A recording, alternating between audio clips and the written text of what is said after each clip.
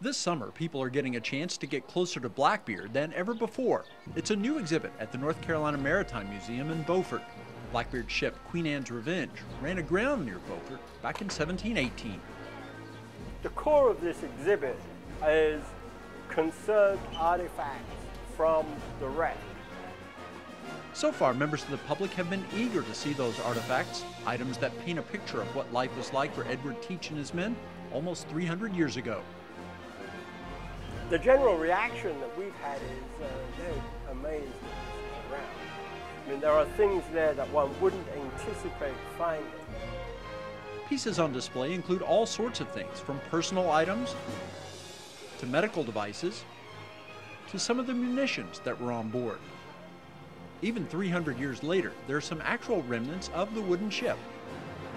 We have some hull timber framing components on exhibit here at the moment, and we'll be adding to those as others come out of conservation. In recent years, there's been a fascination with pirates related to the Pirates of the Caribbean series, but instead of fiction, this is the real thing. The real gem that we have here is an exhibit of a wreck that old, which has such a close connection with a very early period of this state's history. While Queen Anne's Revenge ran aground in 1718, its whereabouts were unknown until just recently. The site was located in November 1996, and excavation work began the following year. It wasn't that someone just stumbled across the ship's resting place. There was an expedition to find Blackbeard's vessel. The private group, Intersal, were looking for Queen Anne's Revenge, and they had a permit from the state to look for it. And in fact, located the wreck, if I'm not mistaken, on the final day of their permit. It was found about 1.25 miles off the coast in roughly 20 feet of water. That was the final resting spot for the ship, which had been taken by pirates down in the Caribbean.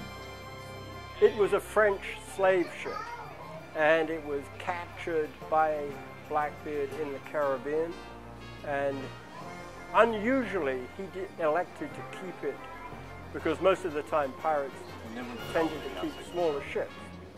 Blackbeard sailed Queen Anne's Revenge for less than a year, but it served his purposes well. What he ended up with was probably the most powerful non-military ship on the colonial coast. When it was captured, the ship was called the Concord, but Blackbeard gave it the new name. It was renamed Queen Anne's Revenge. Now, we don't know why. He didn't write it down. He hasn't told anybody. Excavation of the site where Queen Anne's Revenge came to rest has been ongoing for more than a decade. The exhibit at the Maritime Museum provides a taste of what has been happening out of the view of the public. We also wanted an exhibit that displayed what it is that has been accomplished by the various participants in the project over the last 10 or 15 years. All of this being on display should not be taken as a signal that the excavation is complete. That's far from the case. So far, about 50% of the area, the physical area of the site has been excavated. Likewise, the 300 artifacts available to view here represent just a small sample of what has been uncovered. We're in the hundreds of thousands of artifacts, but that obviously includes very large quantities of very, very small objects. The effort to reclaim what lies on the bottom of the Atlantic is not a continuous process. Money is a factor, and weather plays a part too. Don't be misled by the fact that the site is so close to shore and in only about 20 feet of water. Although it's in pretty shallow water, it's in the Atlantic, and if the waves and wind action are in the wrong direction, it's not an easy site to work on.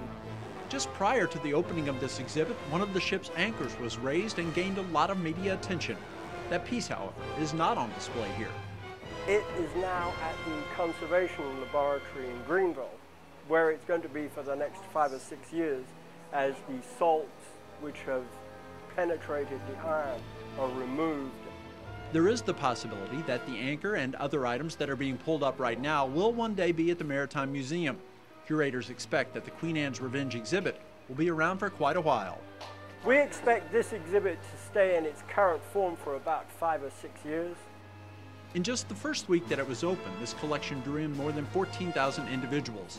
Being able to showcase relics from such a historic era means a lot to North Carolina and to the coast here on many different levels, not the least of those being the ability to attract tourists. It's important both from a cultural perspective and a heritage perspective, but it's also important for its economic impact. In an increasingly digital world where information and images are available for everyone to access from their own homes, there is still a place for a display such as this. Coming face to face with an object that sailed with pirates nearly 300 years ago is a connection that cannot be duplicated. There's a huge difference between a spectacular virtual exhibit and an exhibit like this, because people are looking at and visibly in touch with the real thing.